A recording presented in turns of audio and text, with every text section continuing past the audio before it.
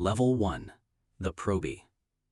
Your first morning, you stand in the silent apparatus bay at 5 a.m., the diesel exhaust from the engine still hanging in the air like a ghost.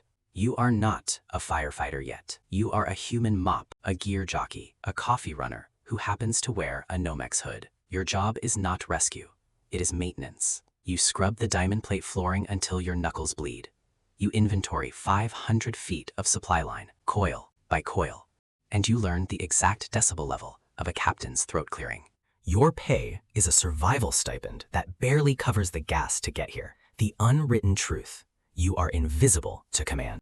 Your name is not on the whiteboard of operational assets. Your face is just a placeholder for the next physical fitness test failure. To survive this purgatory, you sacrifice your ego entirely. You stop checking your watch and start checking air bottle pressures, memorizing the weight of every tool by feel, not sight. You understand that 100 station chores done silently are worth more than 100 perfectly executed textbook drills. You break out of this tier not by heroics, but by becoming the one person the crew does not have to remind to do the job. One night, the captain grunts your first name instead of Proby, and you know you have earned the right to pack up for a real call. Level 2. The Rookie. You have passed the probationary gauntlet, and now you ride backward facing on the engine. Your assigned seat a cramped jump seat with an SCBA tank digging into your spine. You are the nozzleman on attack lines, the glorified water pipe holder who enters the structure first, but decides nothing. Your operational reality is a brutal rotation, 24-hour shifts, 72 hours off, but the off time is a lie because you spend it studying hydraulics, reading smoke plumes, and performing forced entry drills until your shoulders separate. The hours are a meat grinder. You average 3,500 calls a year, and 90% are medicals. Diabetic seizures, overdose reversals, and cardiac arrests, where you become a human CPR piston. Compensation is a municipal salary that looks respectable but evaporates under mandatory overtime. The insider truth: your pass alarm, that shrill, panic-inducing device meant to save you, is your most hated enemy, because any accidental trigger during a routine overhaul gets you mocked for weeks. The survival mechanism is brutal. You must learn to read the fire before you ever open that bail valve. Color of smoke, velocity of rollout, the texture of heat on your exposed neck. You survive by becoming a Zen master of air consumption, making a single 45-minute bottle last 50. The transition to level 3 happens not when you stop making rookie mistakes, but when your officer starts letting you choose the attack angle without asking permission, when your voice in the thermal imaging camera's earpiece becomes data, not noise. Level 3. The Engineer. You are now the driver-engineer, and your world has shifted from the burning interior to the panoramic windshield of the rig. You are responsible for the pump panel, that terrifying control board of discharge gauges, primer levers, and relief valves that can turn a 1,500-gallon water tank into a weapon or a total system failure. Your rank means you have achieved basic systemic stability. You are no longer chasing calls. You are positioning for them. You memorize every hydrant within a 5-mile radius, every low-hanging bridge, every soft shoulder that could sink a 40-ton apparatus. But the trap is lifestyle inflation. You bought a house near the station. Your spouse depends on your shift schedule, and you are drowning in the golden handcuffs of a municipal pension you cannot walk away from. The pump panel is a liar. Pressure gauges lag. Digital readouts lie. And only your hand, feeling the vibration of the intake hose, tells you if you are truly pulling draft. Your survival mechanism is pure obsolescence. You must train your replacement, even as you perfect your craft, because an engineer who hoards knowledge is a single sick day away from being replaced.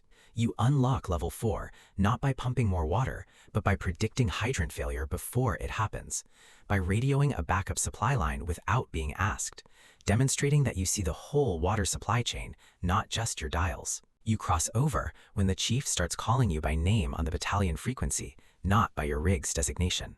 Level 4. The Lieutenant.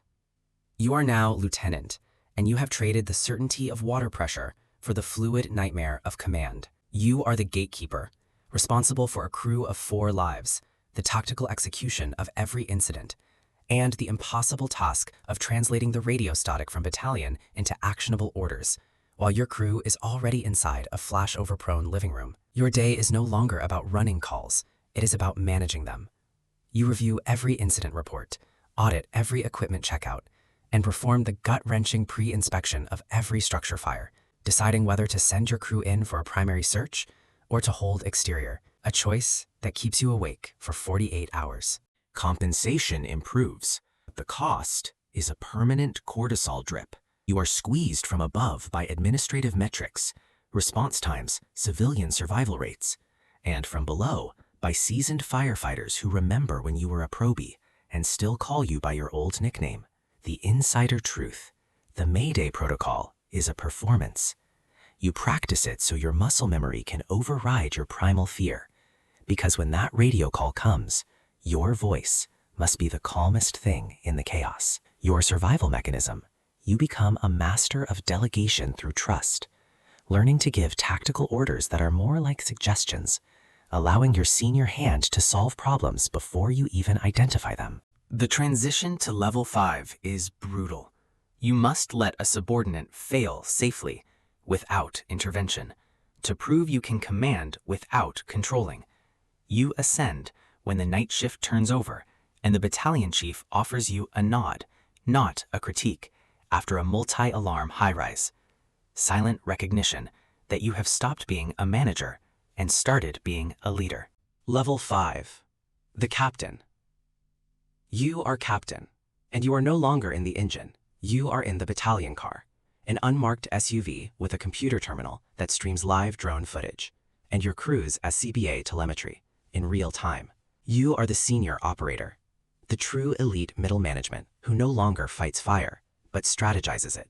Your domain is the incident command post, a fold-out table of laminated maps, and a handheld radio that carries the weight of 10 lives.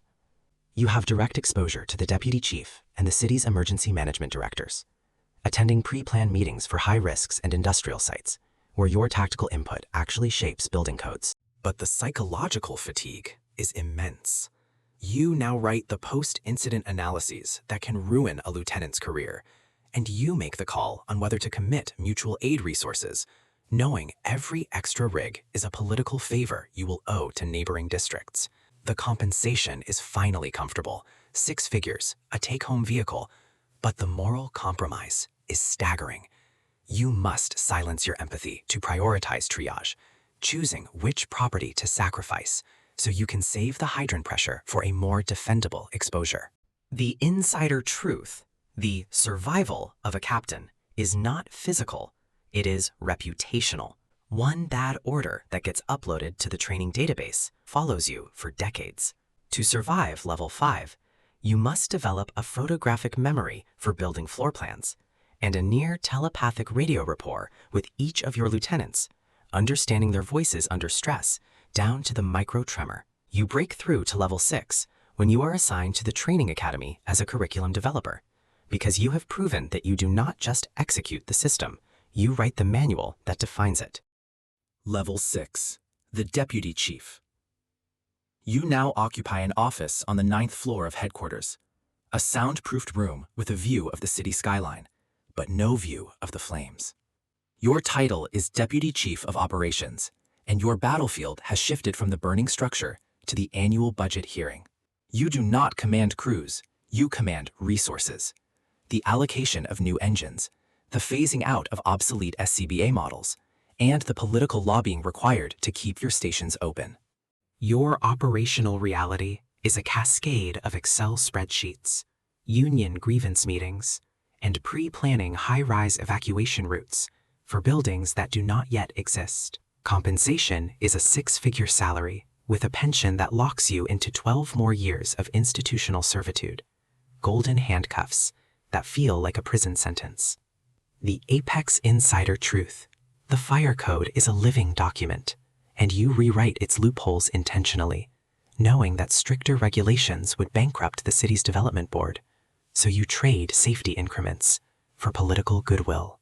Your survival mechanism is to become a master of the controlled silence, speaking only in data points and legislative references, never in emotion, making yourself indispensable as the translator between street-level chaos and City Hall bureaucracy.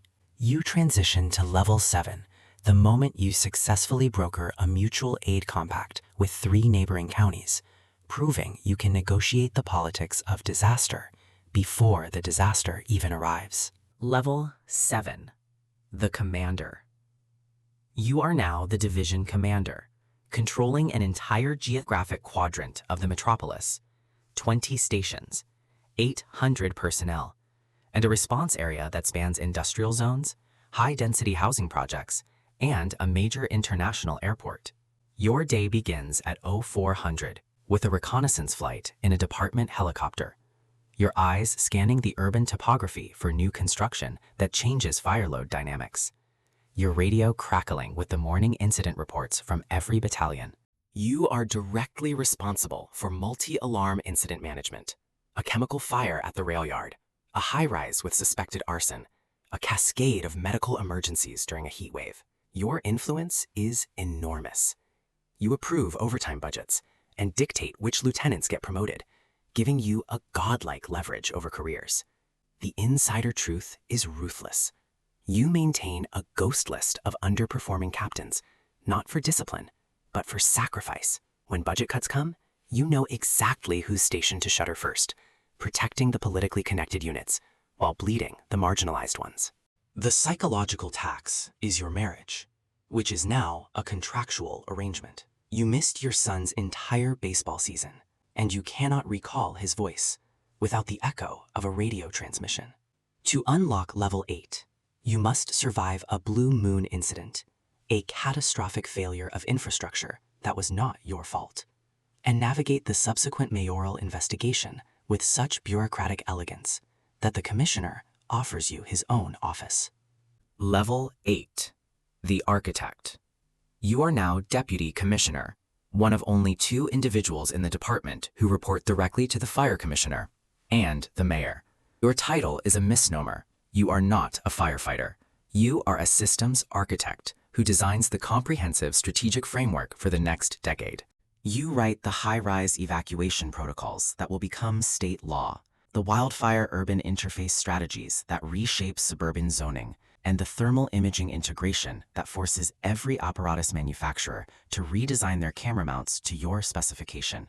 You have a dedicated command center with live citywide telemetry, a staff of civilian analysts, and a helicopter permanently fueled on the roof. The insider truth is that you intentionally release soft preparedness drills to the local news, crafting a narrative of constant crisis to keep your budget inflated, because you know that public fear is a more reliable funding mechanism than documented need.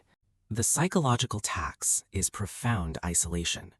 Your old crew members see you as a bureaucratic traitor who forgot the smell of smoke, while the politicians see you as a useful tool to be discarded after the next election. You survive by becoming a master of the pre-mortem, anticipating every possible failure point of your own protocols and building escape hatches into the policy language. The transition to level 9 is not a promotion.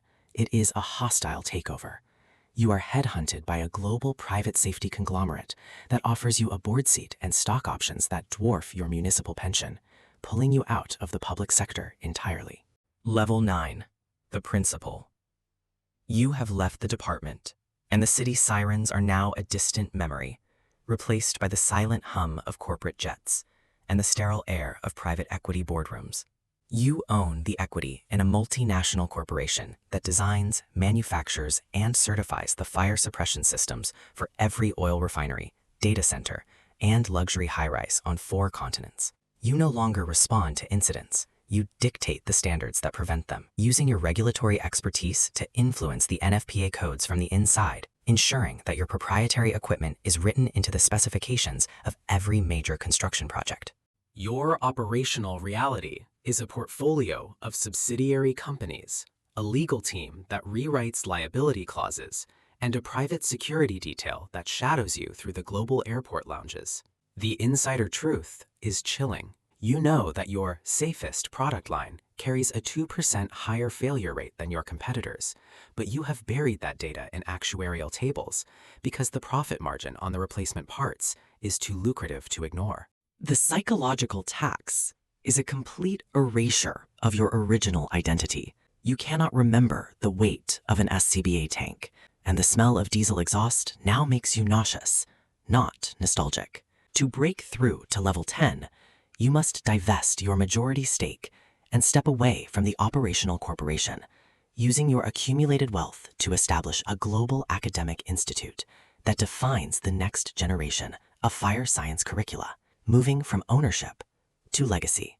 Level 10. The Codex. You are no longer a person, you are a syllabus. Your name is engraved on the training academy in 3 cities. Your photograph hangs in the hall of command at every major department, and your textbook, written after your corporate divestiture, is the mandatory reading for every aspiring officer, from Singapore to Sao Paulo. You are the apex, a figure of multi-generational sovereignty who no longer makes operational decisions, but instead shapes the philosophical bedrock of the profession itself. You are consulted by UN disaster agencies on global response frameworks, and you testify before congressional subcommittees on urban resilience, your words carrying the weight of institutional memory that spans 50 years of structural evolution. Your decisions are no longer about any single life or fire. They are about the categorical imperative of firefighting, whether to prioritize firefighter safety over civilian property in the next generation's doctrine, a choice that will ripple through training regimens and equipment purchases for decades.